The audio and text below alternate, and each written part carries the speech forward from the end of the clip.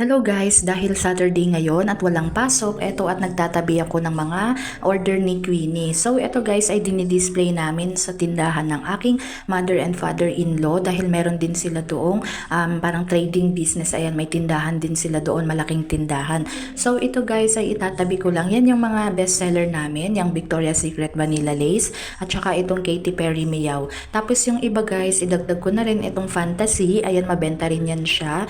Tapos itong Selena Gomez, mga sweet na na scent, ayan po. And tumatagal guys yung aming perfume, kaya sa mga gusto pong mag-order, ayan po, available din po ito siya sa Shopee. I-search nyo lamang po ang Love the Scent perfume. Ayan, so ito yung mga itatabi ko para kay Queenie, para maibenta niya. And tumutubo din siya dito guys. Ang suggested retail price namin ito guys ay 180 pesos.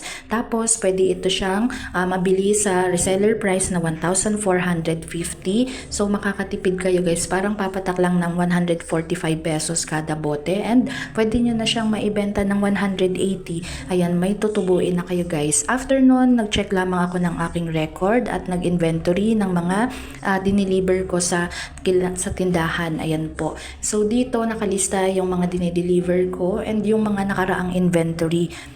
Ayan po. So kapag every month kasi guys ang pag-remit niya sa akin. So minsan nakaka 5,000 plus tayo, 6,000.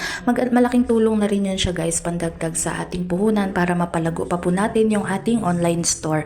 Ayan, isa rin sa kagandahan ng may online store guys is nakakalibre kami ng pwesto dahil nasa bahay lang naman to siya at hindi kailangan bantayan. So dapat kapag may online store ka, dapat active ka sa sa social media, ganyan, Facebook, mga ganyan po. So dito guys, may ibon nga palang pumasok sa aming bahay kanina. So pinakita ko lang siya. And eto, katatapos ko lang kanina mag-picture. Ayan po, nag-upload tayo ng mga for sale natin na items para ma-inform yung mga customer na available po ito sa atin.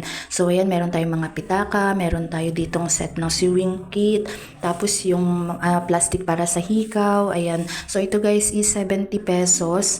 Yan, tapos pinost ko lang yan siya guys sa Facebook. Doon may parang community group ganon sa Facebook dito sa lugar namin. Ayan po. So may nag-message na rin sa akin, nagpapatanong siya ng yung isang wallet kung ano yung nasa loob nun. O diba guys, instant customer ka agad. Ibig sabihin, na-curious sila sa ating pinost dahil syempre affordable yung ating mga items. Ayan po. So ito, liligpitin ko lamang siya guys.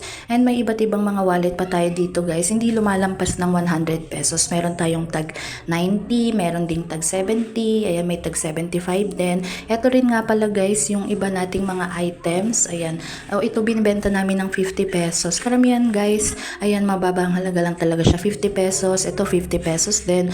Ito 50 pesos din, pati itong thermometer. And ito nga pala guys, yung binababaran kong mga bote, mga 1 week yan siya guys bago matanggal yung sticker niyan at saka yung amoy niya. Ganyan ako guys magbabad, 1 week talaga or 2 weeks para sure na matatanggal po yung amoy. Yan lamang po ang aking update sa aming store. Thanks for watching. Bye-bye.